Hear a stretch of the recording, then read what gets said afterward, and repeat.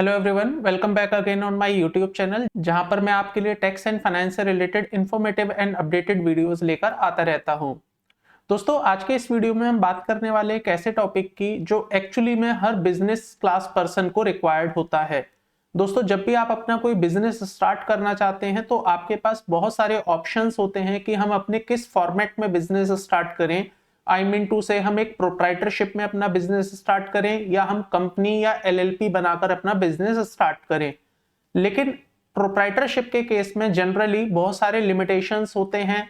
अगर आप चाहते हैं कि आपका बिजनेस ग्रो हो और एक अच्छे लेवल पर आप उसको रन कर पाएं तो ऐसे में प्रोप्राइटरशिप में आप बिजनेस नहीं कर पाते हैं। हालांकि प्रोप्राइटरशिप में आप अपनी टर्नओवर इंक्रीज कर सकते हैं, आप एक अच्छा खासा बिजनेस रन कर सकते हैं, बट बहुत सारे ऐसे बेनिफिट्स हैं जो प्रोप्राइटरशिप बिजनेस में आपको नहीं मिलते हैं। सो कंसीडरिंग दैट डिसएडवांटेजेस आपको एक्चुअली में मूव होना पड़ता है या तो कंपनी पर या एलएलपी पर। अब आपके मन में एक सवाल अक्सर घूमता रहता है कि हम कंपनी बनाएं या एलएलपी बनाएं। तो आज के इस वीडियो में मैंने आपकी इस प्रॉब्लम को सॉल्व किया है, क्योंकि आज के इस वीडियो में हम बात करने वाले हैं कंपनी और एलएलपी के बीच में क्या डिफरेंसेस रहते हैं, कहां पर आपको कन्वीनियंस रहने वाली है, दोनों में ही जनरली आपका कितना खर्चा आ जाता है, और आपको अगर बिजनेस करना है तो आप एलएलपी से करें या कंपनी से करें, तो दोनों के अपने फायदे और नुकसान आज के इस वीडियो में हम कवर करने वाले हैं। तो आइए आज का वीडियो करते हैं स्टार्ट, समझते हैं कंपनी वर्सेस एलएलपी। दोस्तों, कंपनी वर्सेस एलएलपी के पॉइंट्स को समझने के लिए मैंने आज के इस पूरे वीडियो में कंपनी वर्सेस एलएलपी को डिफरेंट पॉइंट्स में डिवाइड कर दिया है एंड दोनों ही सभी पॉइंट्स के हम दोनों एस्पेक्ट कवर करेंगे। इसका मतलब कंपनी में क्या एप्लीकेबिलिटी है, वेयर एज एलएलपी के केस में इसकी क्या एप्लीकेबिलिटी होगी, ये दोनों ही चीजें हम डिस्कस करने वाले हैं। तो सबसे पहले बात कर लेते हैं गवर्निंग एक्ट के बारे में। दोस्तों, एलएलपी को जो हमारा एक्ट गवर्न करता है वो 2008 के नाम से है, एलएलपी एक्ट 2008। एलएलपी का मतलब है limited liability partnership, whereas company को जो हमारा एक्ट गवर्न करता है वो है 2013। 2013 में जो अमेंडमेंट आया था, कंपनी एक्ट नया बना था, उससे पहले एक्चुअली में यहाँ पर 1956 कंपनीज एक्ट एप्लीकेबल था, बट 2013 में ये रिवाइज हो गया और कंपनी एक्ट 2013 के नाम से आ गया है।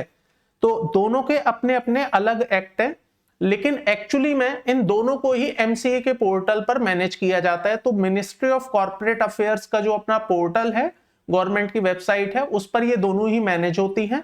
इसका मतलब अगर आपको एलएलपी इनकॉर्पोरेट करनी है या कंपनी इनकॉर्पोरेट करनी है तो आपको एमसीए के पोर्टल पर ही जाना पड़ता है।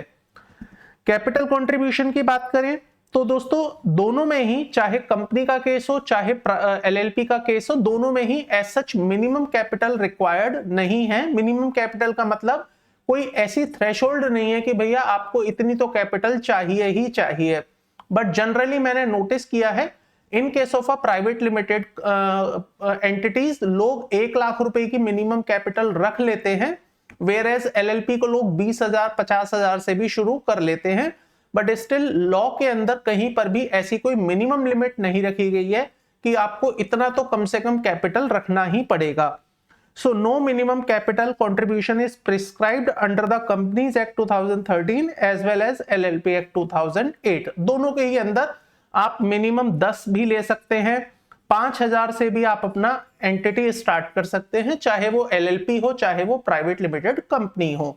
बट जैसा कि मैंने बताया, प्राइवेट लिमिटेड के केस में लोग 1 लाख रुपए तो लगभग लेके ही चलते हैं। हालांकि मैंने बहुत सारे प्राइवेट लिमिटेड ऐसे भी देखे हैं जो 20,000 50,000 की कैपिटल से स्टार्ट होते हैं। नाउ बात करते हैं अपने अगले पॉइंट की, that is the registration process and cost.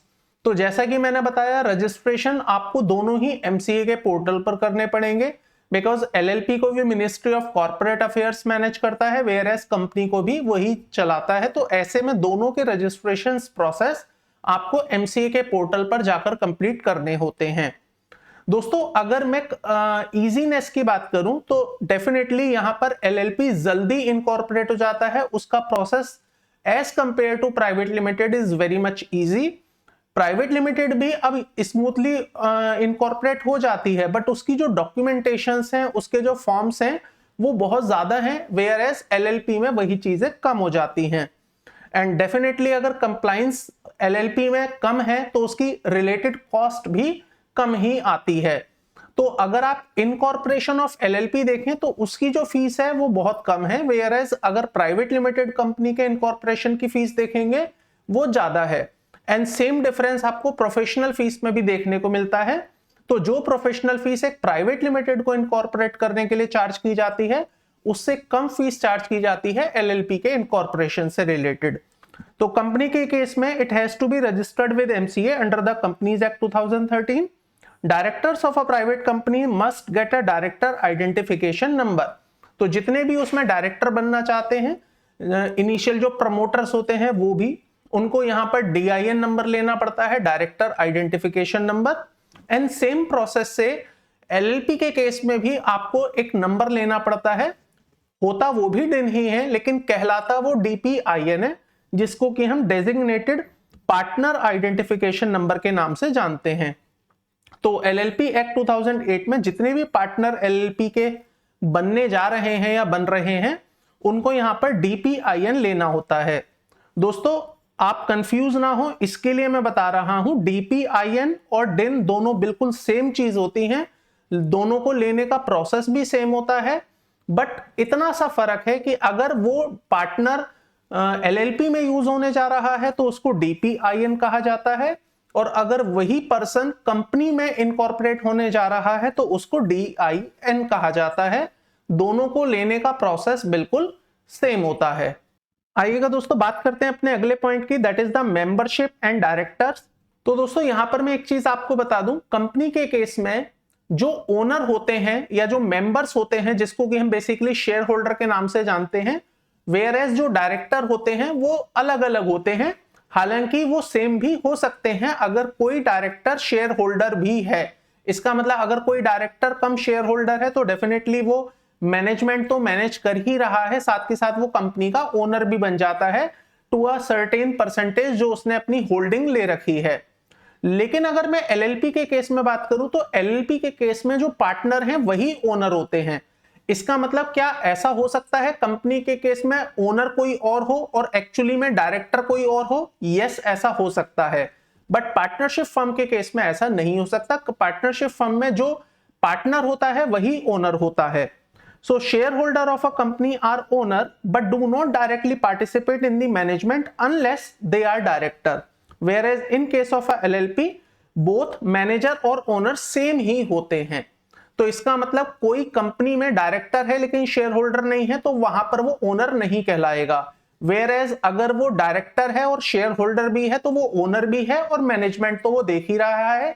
That is the reason वो वहां पर एज एन डायरेक्टरशिप अपना वहां पर रोल प्ले करता है। बात करते हैं दोस्तों अपने मीटिंग्स की रिक्वायरमेंट को लेकर।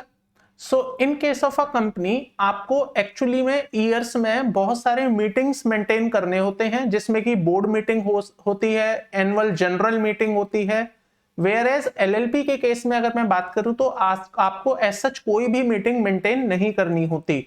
So in case of a company minimum आपको 4 तो बोर्ड मीटिंग करनी है पूरे साल भर में, और आपको एक एजीएम भी करनी है with in 6 month from the end of the financial year.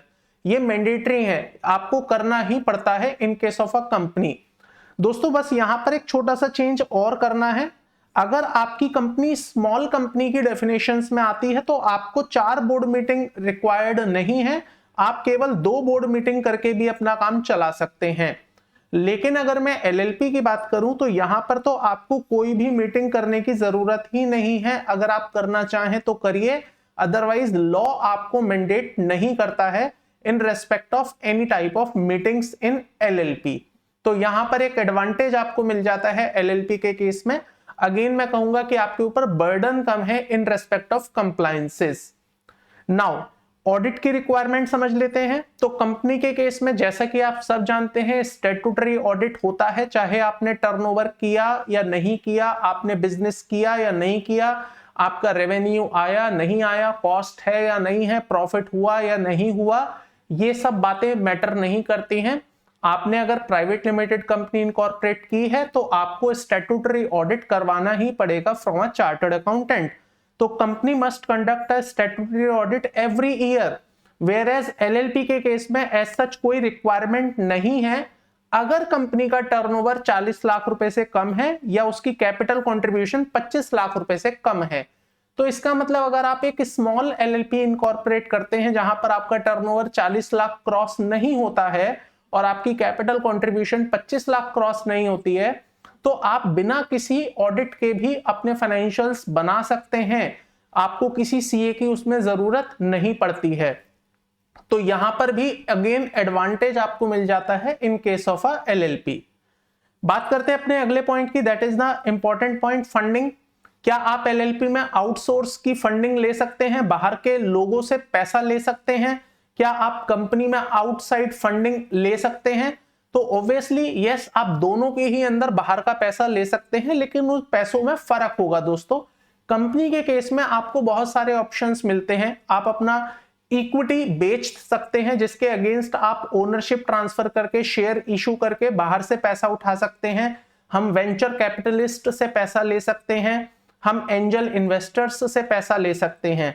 Whereas LLP में यहां पर लिमिटेशंस हैं, ड्रॉबैक है। मैं ऐसा कह सकता हूं कि यहां पर एक प्रॉब्लम है कि आप वेंचर कैपिटलिस्ट से पैसा नहीं ले सकते हैं इन केस ऑफ एलएलपी। आप एंजल इन्वेस्टर्स से पैसा नहीं ले सकते। क्यों नहीं ले सकते, उसका एक टेक्निकल रीजन है। कंपनी के केस में तो आप शेयर्स इशू कर सकते हैं, बट एलएलपी के केस में तो शेयर्स होते ही नहीं है, वहां तो पार्टनर और उनकी कैपिटल होती है। तो वहां पर अगर आप एंजल इन्वेस्टर्स से पैसा लेना चाहते हैं, वेंचर कैपिटलिस्ट से पैसा लेना चाहते हैं, तो उनको आपको पार्टनर बनाना पड़ेगा, तभी वो आप में पैसा लगा पाएंगे। तो ऐसे में यहां पर एलएलपी थोड़ा सा डिसएडवांटेज साइड पर चली जाती है। So in case of a company, unlike LLPs have the ability to raise funds through venture capitalist and angel investor by issuing a equity or convertible instrument। मतलब आप डिबेंचर्स भी issue कर सकते हैं या इक्विटी आप दे सकते हैं। इस तरह की चीजें आप वहां पर इशू करके पैसा उठा सकते हैं। Whereas in case of a LLP have certain limitations when it comes to fundraising. Since LLP don't issue share like a private limited company, they can't raise funds from the angel investor or venture capitalist through equity investment. तो definitely वहां पर equity होता ही नहीं है, उनका simple capital contribution होता है। तो इसलिए वहां पर उनको लिमिटेशंस हैं कि वो वीसी या एंजल इन्वेस्टर्स से पैसा या फंड नहीं रेस कर पाते हैं। Come to the next point which is the very important point, taxation सभी को देना है, क्योंकि आप कोई भी एंटिटी स्टार्ट करने जा रहे हैं तो डेफिनेटली ईयर एंड के बाद आपको इनकम टैक्स देना ही पड़ेगा। तो इनकम टैक्स में आपको समझना होगा कि आपको कितना टैक्स लगने वाला है अगर आप कंपनी इनकॉर्पोरेट करते हैं या एलएलपी इनकॉर्पोरेट करते हैं। तो कंपनी के केस में दोस्तों यहां पर दो क्लासिफिकेशंस हैं। अगर आप ओल्ड रिजीम में जाते हैं तो कंपनी को 25% का इनकम टैक्स लगेगा। एंड यहां पर मैं अभी एजुकेशन सेस को इग्नोर कर रहा हूं, सरचार्ज को इग्नोर कर रहा हूं। I am talking about the only basic tax rate. तो बेसिक 25% का इनकम टैक्स रहेगा अगर उनका टर्नओवर 400 करोड़ तक रहता है तो, और अगर टर्नओवर 400 करोड़ क्रॉस कर जाता है देन इट वुड बी 30% अगर वो ओल्ड स्लैब की बात करें या ओल्ड रिजीम की बात करें। बट क्योंकि कई साल पहले हमारे इनकम टैक्स में ओल्ड और न्यू रिजीम जैसे दो रिजीम आ गए हैं, तो अगर कोई कंपनी कहती है कि नहीं मुझे तो नए रिजीम में जाना है, वहां पर डेफिनेटली उनको कुछ एग्जेम्पशंस सैक्रिफाइस करने पड़ेंगे, कुछ डिडक्शंस उनको सैक्रिफाइस करने पड़ेंगे। अगर वो ऐसा करने में इंटरेस्टेड हैं तो उनके ऊपर जो टैक्स का रेट रहेगा दोस्तों दैट वुड बी 22%।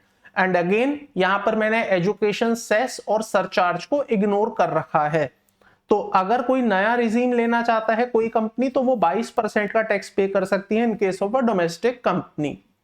वेयरएज अगर एलएलपी की मैं बात करूं तो अगेन एलएलपी यहां पर थोड़ा सा डिसएडवांटेज में रहती है, क्योंकि एलएलपी में पहली बात तो ओल्ड और न्यू रिजीम जैसा कोई कॉन्सेप्ट नहीं है, वहां सिंगल एक ही रेट है 30% और वो भी फ्लैट रेट है। अगेन एजुकेशन सेस और सरचार्ज यहां पर भी इग्नोर किया गया है। तो दोस्तों यहां पर अगर मैं बोलूं तो कंपनी विनिंग साइड पर है, क्योंकि कंपनी में आपके पास 25% का ऑप्शन है या 30%, दोनों में से कोई एक रहेगा। डिपेंड करता है आपका टर्नओवर कितना रहा है पिछले से पिछले फाइनेंशियल ईयर का। वेयरएज अगर आप न्यू रिजीम में जाते हैं तो आपके पास 22% का ऑप्शन है। जबकि एलएलपी में कोई ऑप्शन ही नहीं है। एलएलपी में तो सिंगल एक ही रेट है जी, 30% का आपको इनकम टैक्स लगेगा ही लगेगा। आपकी इनकम 10 रुपए हो, आपकी इनकम 100 रुपए हो, आपकी इनकम 1 लाख रुपए हो, आपकी इनकम 10 लाख रुपए हो, आपको 30% का इनकम टैक्स देना पड़ेगा। आइएगा बात कर लेते हैं अपने अगले पॉइंट की, that is the share certificate. तो जैसा कि मैंने बताया, कंपनी के केस में शेयर कैपिटल होती है, वेयर एज एलएलपी के केस में पार्टनर कैपिटल होती है।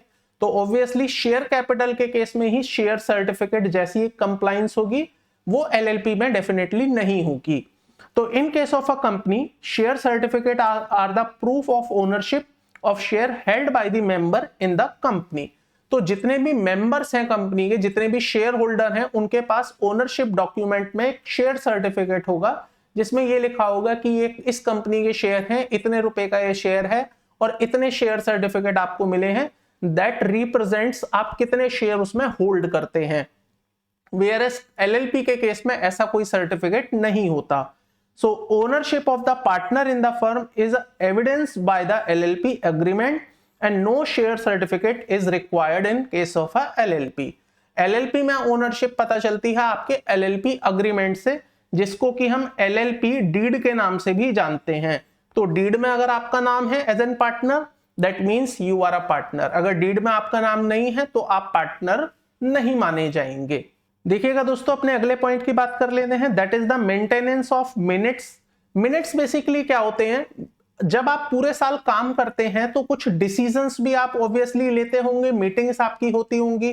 तो उन मीटिंग्स में जो पॉइंट्स हैं, जो डिसीजंस आपने लिए, जिन बातों पर आपने विचार विमर्श किया, उन चीजों को जब आप ऑन रिकॉर्ड कहीं रिकॉर्ड कर लेते हैं तो वो आपके मिनट्स कहलाते हैं। अब जैसा कि दोस्तों इनिशियली इस वीडियो में मैंने आपको बताया था, एलएलपी के केस में मीटिंग्स की कोई रिक्वायरमेंट ही नहीं होती है ऑन रिकॉर्ड। आप वैसे कितनी भी मीटिंग करते रहिए, बट कंप्लायंस के पॉइंट ऑफ व्यू से आपको मीटिंग्स की कोई रिक्वायरमेंट नहीं है। तो ऑब्वियसली जब मीटिंग की रिक्वायरमेंट ही नहीं होगी तो वहां पर मिनट्स भी रिकॉर्ड नहीं किए जाएंगे। जबकि कंपनी के केस में मीटिंग्स रिक्वायर्ड हैं, मिनिमम 2 या 4, एज द केस में भी बोर्ड मीटिंग हो गई, और एक आपको एजीएम की रिक्वायरमेंट होती है, तो वहां पर मिनट्स का भी रिकॉर्डिंग किया जाएगा। तो कंपनी के केस में the proceedings of meeting of the board of director या shareholder are required to be recorded in minutes, whereas LLP के केस में ऐसा नहीं होता। So LLP by agreement may decide to record the proceedings of meeting of the partner or designated partner। तो LLP deed में अगर ऐसा लिख दिया जाए कि हाँ हम अपनी मीटिंग्स को के मिनट्स बनाएंगे, तो वो मिनट्स बना सकते हैं, otherwise they are not bound to records the minutes of meeting. I hope ये मेरा पॉइंट आपको क्लियर हो गया होगा। Now come to the next point, that is the transferability of the share या ओनरशिप। कंपनी में अगर कोई पर्सन शेयर होल्डर है, I mean to say owner है, और वो अपनी ओनरशिप किसी दूसरे व्यक्ति को ट्रांसफर करना चाहता है, वेयर एज एलएलपी में अगर कोई पार्टनर है और वो अपनी ओनरशिप किसी दूसरे को देना चाहता है, तो कौन सा ज्यादा आसान है? तो डेफिनेटली यहां पर company is very much easy. Company के केस में दोस्तों क्या होता है, किसी एक पर्टिकुलर पर्सन के पास शेयर्स हैं, वो अपने शेयर्स किसी दूसरे पर्सन को बेच देगा, ट्रांसफर कर देगा। चाहे वो बेचे, चाहे वो गिफ्ट में कर दे, या जैसे भी उनके बीच में डिसाइड हुआ है, वो बेसिकली अपने शेयर्स ट्रांसफर करेगा दूसरे किसी व्यक्ति को, एंड जिस व्यक्ति को वो शेयर्स मिल जाएंगे वो उसका ओनर बन जाएगा। तो इसका मतलब ओनरशिप बहुत ज्यादा आसान है ट्रांसफर करना इन केस ऑफ अ कंपनी। लेकिन जब मैं बात करता हूं एलएलपी की, तो एलएलपी में बहुत सारे इश्यूज आते हैं। पहला इशू तो ये कि आपको दूसरे पार्टनर्स का कंसेंट लेना पड़ेगा, और अगर आपको कंसेंट मिल गया तो उसके बाद फिर आपको अमेंडमेंट करना पड़ेगा आपके एलएलपी डीड के अंदर। तो जैसा कि हमने बताया, एलएलपी में एक डीड तैयार होगी, उस डीड में आपको अमेंडमेंट करना पड़ेगा कि अब ये पार्टनर यहां से रिटायर हो गया है और एक नया पार्टनर यहां पर आ गया है, एज द केस में B. So in case of a company, shares can be easily transferred and facilitating change in ownership, whereas in case of a LLP, right may be required consent to other person and it would require amending the LLP agreement। साथ में आपको stamp duty की payment करना पड़ेगा, notary करवाना पड़ेगा, एक form 3 है MCA के पोर्टल पर, वो आपको फाइल करना पड़ेगा with the registrar of company. तब जाकर आपका एलएलपी में ओनरशिप का ट्रांसफर हो पाता है। जबकि कंपनी के केस में बड़े आसानी से हो जाता है और उसमें एज सच आपके फॉर्म्स की भी कोई रिक्वायरमेंट नहीं होती है। बात करते हैं अपने अगले पॉइंट की, that is the annual filing. तो आप सभी जानते हैं कंपनी के केस में जो एनुअल फाइलिंग है, एनुअल कंप्लायंसेस जिसको मैं कहता हूं, वो थोड़े से ज्यादा कॉम्प्लिकेटेड होते हैं, बिकॉज वहां पर आपको पहले तो अपना स्टैट्यूटरी ऑडिट कंप्लीट करवाना होगा, देन उसके बाद आपको बहुत सारे फॉर्म्स भरने हैं। बेसिकली 2 फॉर्म्स तो आपको मिनिमम भरने ही है, जिसमें एक फॉर्म होता है आपका AOC 4 और दूसरा है MGT 7 या 7A। ये डिपेंड करता है आपकी कंपनी स्मॉल कंपनी है या अदर देन स्मॉल है। तो स्मॉल के केस में 7A हो जाता है, अदर देन स्मॉल के केस में 7 होता है। दोस्तों अगर मैं नंबर ऑफ फॉर्म्स की बात करूं तो LLP में भी 2 फॉर्म्स होते हैं, एक फॉर्म 8 है और एक फॉर्म 11 है। लेकिन अगर मैं उन दोनों के क्वांटम की बात करूं ना, तो ये AOC 4 और MGT 7 जो है वो बहुत लेंथी फॉर्म है as compare to form number 8 and 11। तो नंबर ऑफ फॉर्म्स देखेंगे तो आप दोनों में ही 2-2 हैं मिनिमम, बट स्टिल जो वॉल्यूम है, लेंथीनेस है ऑफ द फॉर्म्स, वो कंपनी के केस में ज्यादा रहती है। सो कंपनी के केस में it has to be mandatory filing the ROC include the financial statement in form AOC 4 and annual return in form of 7 और 7A। जबकि LLP के केस में एनुअल स्टेटमेंट फाइल की जाती है, स्टेटमेंट ऑफ सॉल्वेंसी फाइल की जाती है फॉर्म नंबर 8 और एनुअल रिटर्न फाइल की जाती है फॉर्म नंबर 11 में। आपको ये दोनों ही मैंडेटरी फाइल करने हैं, बट जैसा कि मैंने बताया ये छोटे फॉर्म्स हैं, जल्दी भर जाते हैं, इंफॉर्मेशन कम है, वेयरएज इन दोनों फॉर्म्स पे इंफॉर्मेशन बहुत ज्यादा है और इनको भरना भी थोड़ा सा टिपिकल हो जाता है कुछ लोगों के लिए। आइएगा दोस्तों बात करते हैं अपने अगले एंड लास्ट पॉइंट की, दैट इज द डिसोल्यूशन।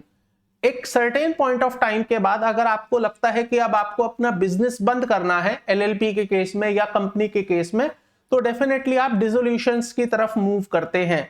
तो आसान क्या है डिसॉल्व करना, कंपनी को डिसॉल्व करना आसान है या LLP को? तो बेसिकली मैं यहां पर आपको सिंगल वर्ड में कहूंगा कि कंपनी को डिसॉल्व करना थोड़ा सा मुश्किल हो जाता है as compare to LLP। Company के केस में अगर आप वाइंड अप करना चाहते हैं एक ऐसी कंपनी का जो कि डिफंक्ट कंपनी है, डिफंक्ट कंपनी का मतलब जिसने अपना काम कभी स्टार्ट किया ही नहीं था, जो कि ROC के द्वारा ही क्लासिफाई कर दी गई थी एज एन डिफंक्ट कंपनी। तो अगर आप डिफंक्ट कंपनी को वाइंड अप करना चाहते हैं, बंद करना चाहते हैं, तो उसके लिए बड़े आसानी से आप एक सिंगल फॉर्म भर सकते हैं STK2। STK2 जैसे ही आप फाइल करेंगे तो कुछ ही दिनों में आपकी कंपनी स्ट्राइक ऑफ हो जाएगी, वाइंड अप हो जाएगी। लेकिन दोस्तों अगर आप किसी एक्टिव कंपनी को बंद करना चाहते हैं, एक्टिव कंप्लाइंट कंपनी को बंद करना चाहते हैं, तो वहां पर प्रोसेस थोड़ा सा डिफिकल्ट हो जाता है, बिकॉज उसमें आपको बहुत सारे प्रोसेस कंप्लीट करने होते हैं, अपने बैलेंस शीट को जीरोड आउट करना होता है। देन आपकी जब सारी चीजें जीरोड आउट हो जाती हैं तब जाकर आप उसको क्लोज कर पाते हैं। However, winding up of an active compliant company is more complex and time consuming। जबकि LLP के केस में बहुत इजी है प्रोसेस। यहां पर अगर आप LLP को डिसॉल्व करना चाहते हैं तो सिंपली आप एक फॉर्म है उसको फाइल करिए और आपकी LLP will get close. So LLP form 24 can be used to close the inactive LLPs। तो इस प्रकार से आप इसको वाइंड अप भी कर सकते हैं, आप इसका डिसोल्यूशंस भी कर सकते हैं। आई होप दोस्तों इन सारे पॉइंट्स के बेसिस पर और उनके कंपैरिजन के बेसिस पर एक आइडिया आपको लग गया होगा कि मुझे LLP में जाना चाहिए या कंपनी में जाना चाहिए। दोनों के अपने फायदे हैं, दोनों के अपने नुकसान हैं, दोनों की अपनी रिलेटेड कॉस्ट हैं। तो इस पूरे वीडियो को देखने और सुनने के बाद आप अच्छे से डिसाइड कर पाएंगे कि आपको किस मॉडल पर जाना है। बट स्टिल अगर फिर भी आपको किसी भी पॉइंट ऑफ टाइम पर कोई भी कंफ्यूजन है तो आप क्लैरिटी के लिए मुझे मेरे दिए गए ईमेल पर कांटेक्ट कर सकते हैं या मेरे दिए गए नंबर पर आप मुझे व्हाट्सएप कर सकते हैं। दोस्तों आज के इस वीडियो में इतना ही रखता हूं। आई होप आपको आज का वीडियो पसंद आया होगा। आपसे मुलाकात करूंगा अपने अगले किसी वीडियो में एक नेक्स्ट प्रैक्टिकल टॉपिक के साथ। Till then thank you, bye bye.